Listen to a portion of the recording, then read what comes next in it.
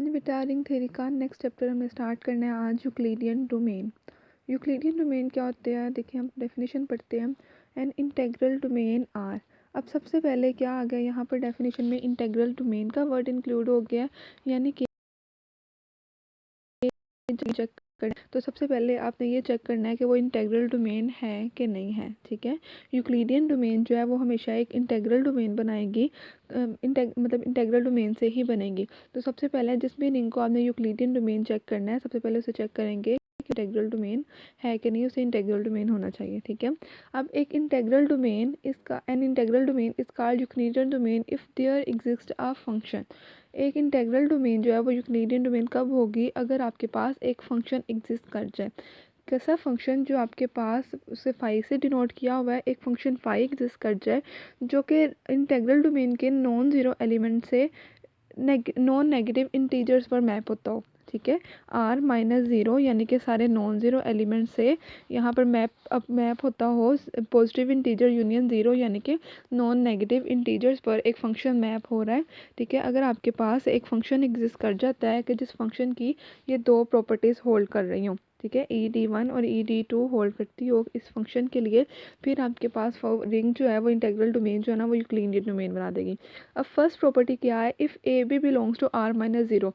अब अगर हम कोई भी आर माइनस ज़ीरो के दो ले लें ए और बी, सच दैट कि ए डिवाइड करता हो बी को, यानी ऐसे दो एलिमेंट्स ले लिए जिसमें एक एलिमेंट दूसरे एलिमेंट को डिवाइड कर रहा है, तो अब आप उसके लिए क्या एग्जिस्ट करना चाहिए, उसके लिए आपके पास ये प्रॉपर्टी होल्ड करनी चाहिए कि आपके पास जो डिवाइड कर रहा है वो एलिमेंट उसका image under phi less than equals to होना चाहिए इमेज ऑफ बी के। ठीक है, यानी कि कोई भी अगर एलिमेंट, कोई भी रिंग का नॉन जीरो एलिमेंट अगर बी को एक एलिमेंट दूसरे एलिमेंट को डिवाइड करता है, तो उस एलिमेंट का जो इमेज है अंडर फाई यानी कि फाई ऑफ ए हमेशा जो है वो लेस देन इक्वल्स टू होना चाहिए फाई ऑफ बी से।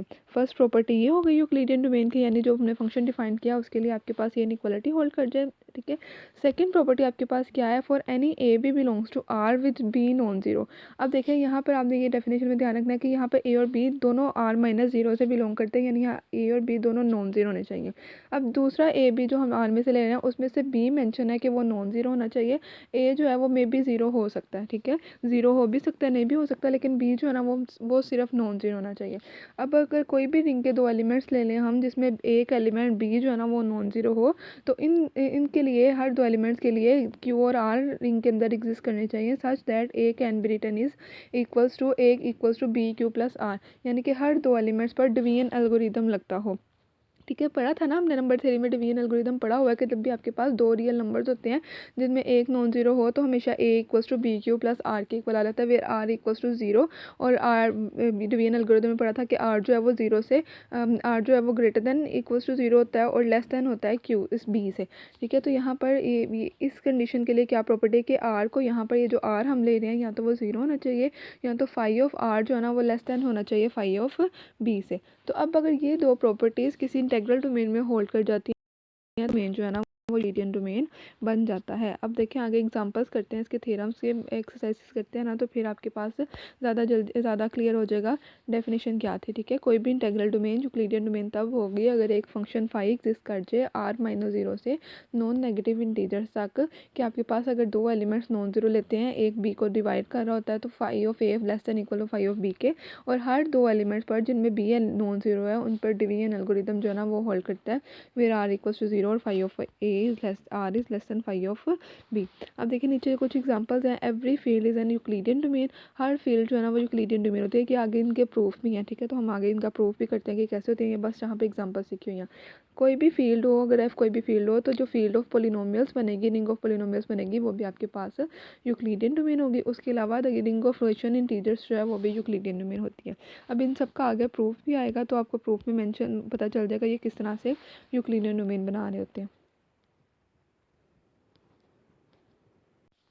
हाँ जी बेटा, नेक्स्ट आपके पास एग्जांपल है, show that the ring of integers Z is an Euclidean domain. अब हमने रिंग ऑफ इंटीजर्स को प्रूव करवाना है कि ये यूक्लिडियन डोमेन है। ठीक है, अब आपको पता है कि इंटीजर्स की जो रिंग है वो इंटेग्रल डोमेन हमेशा होती है, क्योंकि कोई भी नॉन जीरो इंटीजर्स को मल्टीप्लाई करवाने से कभी भी जीरो आंसर नहीं आता, तो रिंग ऑफ इंटीजर्स में कोई भी non zero zero divisor exist नहीं करता होता, इसलिए आपके पास ये प्रूव करवाने की ज़रूरत नहीं है। ये प्रूव्ड है कि आपके पास रिंग ऑफ इंटीजर्स जो है ना वो इंटेग्रल डोमेन होती है।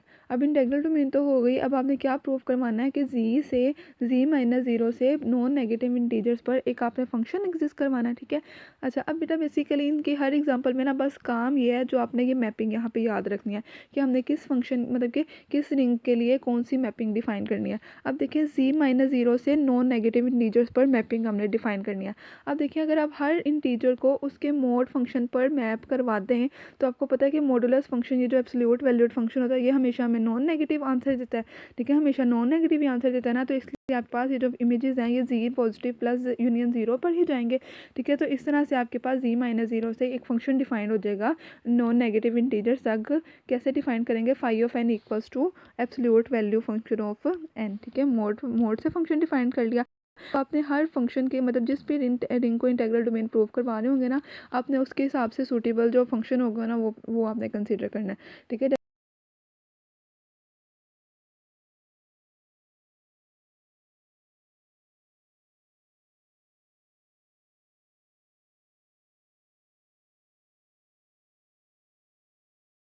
जैसे फर्स्ट प्रॉपर्टी बेटा आ जाएगी आपके पास ई डी वन प्रॉपर्टी आ गई। एक मिनट,